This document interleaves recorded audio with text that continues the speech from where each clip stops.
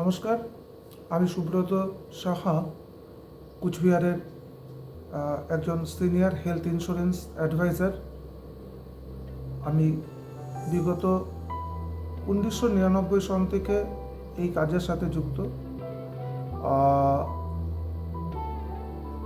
মোটামুটি 27 বছরের আমার এই কাজের সাথে আমার অভিজ্ঞতা।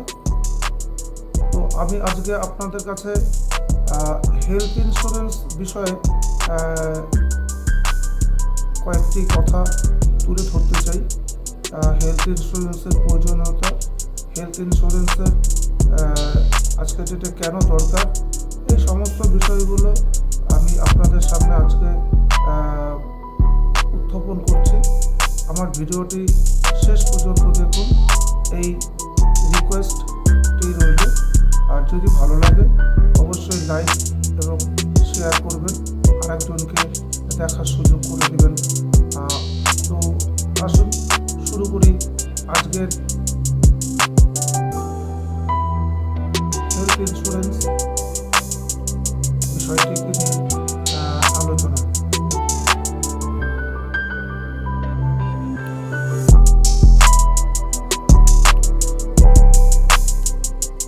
আমি একটা উদাহরণ দিয়ে দেখতে বলছি। আমার এক খুবই কাছের পরিচিত রাহুল, ও স্কুল শিক্ষক, হায়ার সেকেন্ডারি স্কুলের শিক্ষক, এবং হঠাৎ একদিন রবিবার দিন ও খেয়েছিল দুপুরবেলা ভাত। আর রবিবার মানেই তো মাংস, একটু রিচ খাবার আমাদের হয়ে থাকে। তো এই নিয়ে ও চলছিল। আজকে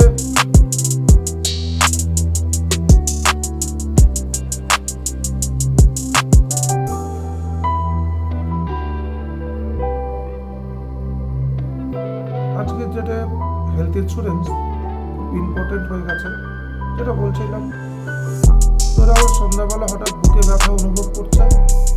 তো যখন ও ভাবছিল যে হাই রিচ খাবার হয়েছে দুপুরে, তো সেই জন্য অ্যাসিডিটি হয়েছে বা হজম হয়নি, তো সেই জন্য একটু অ্যাসিডিটি ওষুধ খেয়েছিল। তো কিন্তু একটু বাদেই সন্ধ্যা যখন বাড়তে থাকলো, ওর বুকের ব্যথাটাও ধীরে ধীরে বাড়তে শুরু করলো। একটা সময় এমন একটা পর্যায়ে পৌঁছালো যেটা আর সহ্য করার মতন নয়। ওকে স্থানীয় নার্সিংহোমে ভর্তি করা হলো এবং সেখানে প্রমাণিত হলো যে এই 32 বছর বয়সেই ওর হার্ট অ্যাটাক করে গেছে। আর যেটা হয়, হার্ট অ্যাটাক মানেই ওকে ট্রিটমেন্টের হলো। প্রাথমিক এখানে ট্রিটমেন্ট করার পরেই এখান থেকে অ্যাম্বুলেন্সে করে ওকে উড়িয়ে নিয়ে যাওয়া হলো কলকাতাতে। কলকাতায় ওর ট্রিটমেন্ট হলো। সেই ট্রিটমেন্টে তার বিল আসলো অ্যাবাভ 8 lakhs, অ্যান্ড যেটা আজকের ডেটে মানে অকল্পনীয়, অবাস্তবিক একটা এক্সপেন্ডিচার। বেশ ভালোই ছিল, সুস্থ ছিল, ঘুরছিল, ও কনফিডেন্সে ছিল, ও জিম করে, ও ফিজিক্যাল এক্সারসাইজ করে, 32 বছর বয়স। মাঝে মধ্যে একটু আধ ড্রিঙ্কস করতো। তো ও কখনো ভাবেইনি যে ওর হেলথ ইন্স্যুরেন্সের প্রয়োজনীয়তা আছে। কিন্তু যেটা দেখা গেল যে আমি ওকে অ্যাপ্রোচও করেছিলাম হেলথ ইন্স্যুরেন্স পলিসি করার জন্য, কিন্তু ও করেনি সেই সময়।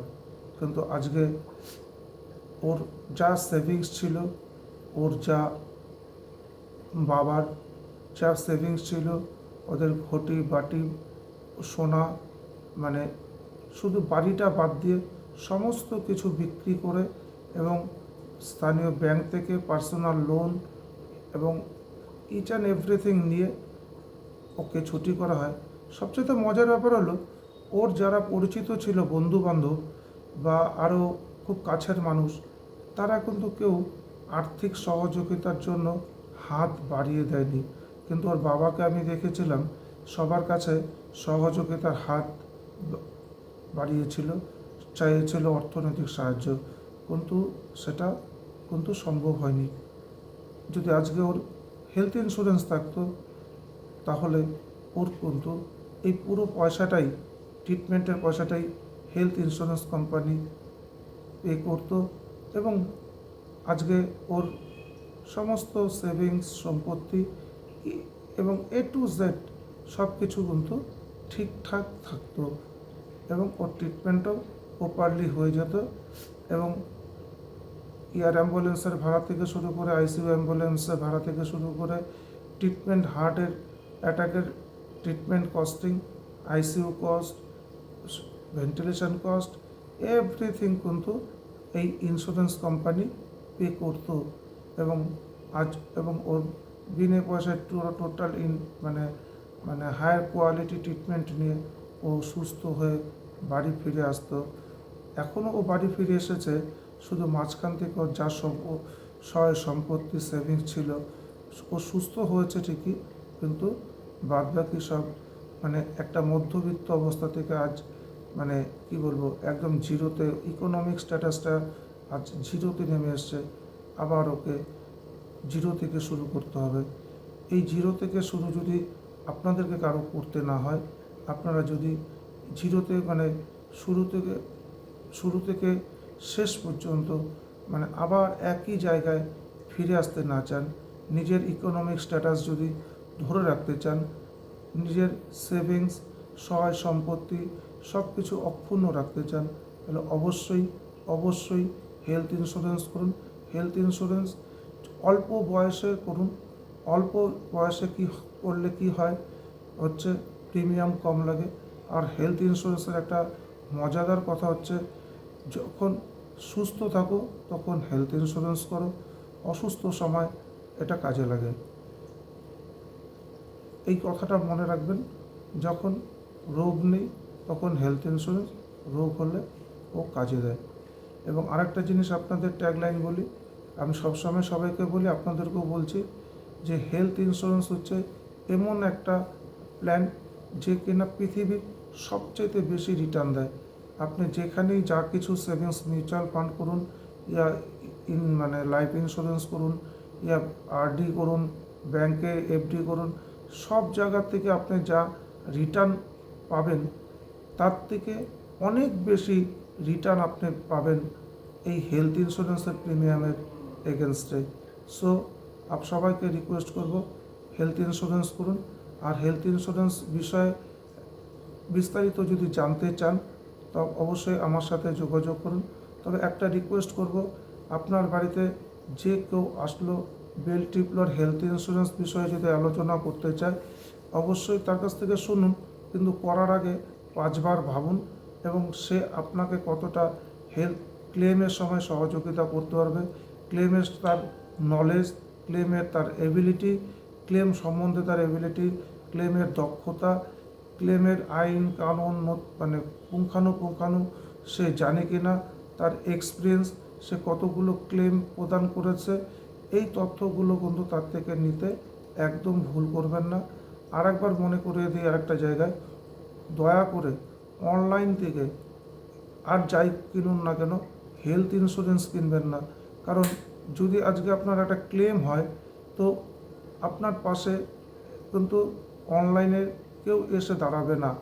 আপনার কমপ্লিকেশন যদি একটা হয় ক্লেমটার মধ্যে, সেখানে কিন্তু হেলথ অনলাইনের কোনো প্রতিনিধি আপনাকে পাশে কিন্তু এসে দাঁড়াবে না, বা আপনার হয়ে কাজ করবে না, বা আপনার বৃদ্ধ বাবা মার পাশে এসে দাঁড়াবে না, বা আপনার স্ত্রীর পাশে এসে কিন্তু অনলাইনের কেউ দাঁড়াবে না।